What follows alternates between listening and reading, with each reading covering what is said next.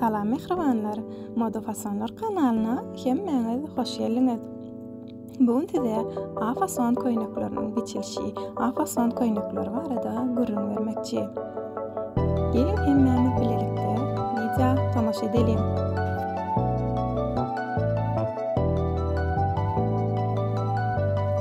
Türkmen dizaynerlary soňky ýyllarda A-fason köýnekleri täze kolleksiýalarda görkezýärler. Sosial mediada da gyýlaryň bu köýneklerde düşen suratlaryny köp görmek bolýar. Sebäbi bu köýnek häzirki döwrüň moda talaplaryna laýyk. Şol bir wagtyň özünde milli öwüşünden daşlaşmaýan ajaýyp otgoşma.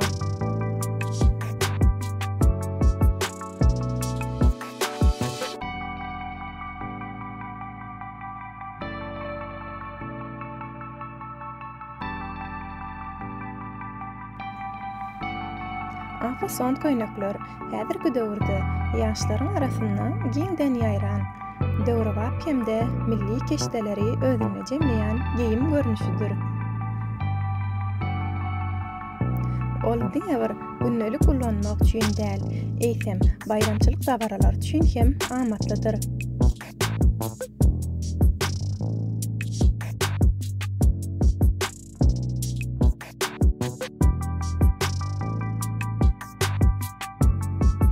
Şeýlelikde türkmen halkynyň köp asyrlyk giyim däpleriniň häzirki döwrüň modasy bilen sazlaşmagy milli medeniýetimiziň ýaşap gelýänliginiň aýdyň subutnamasydyr.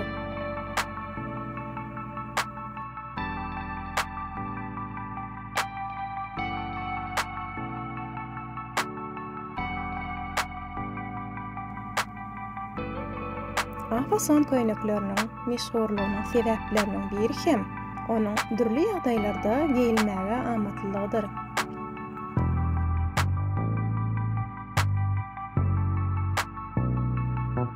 Okuda ýa-da işte, günnelik giyim hökmünde, dostlar bilen gedelenişde, toý we bayramçylykda baralaryna, her ýagdaý üçin aýratyn mata we bede görnüşi saýlanyp, täsin görnüşe girdilýär.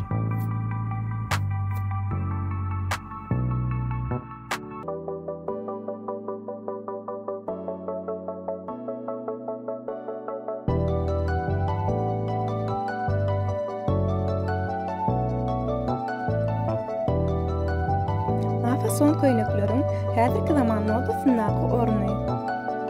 Soňky ýyllarda türkmen dizaynerlary A-fason köýnekleri täzeçe öwüşgün bilen halka ýetirýärler.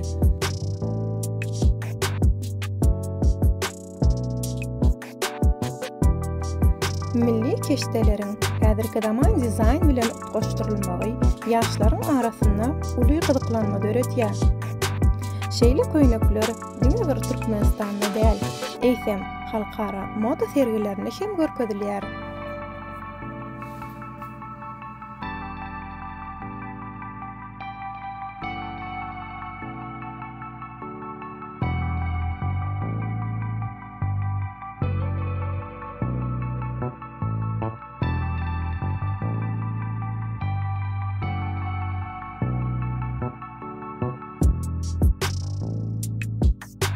Videony halanursaňyz kanala a'za bolmany ýatdan çykarmaň. Inňiki videolarda görüşýänçe hoş sag bolun.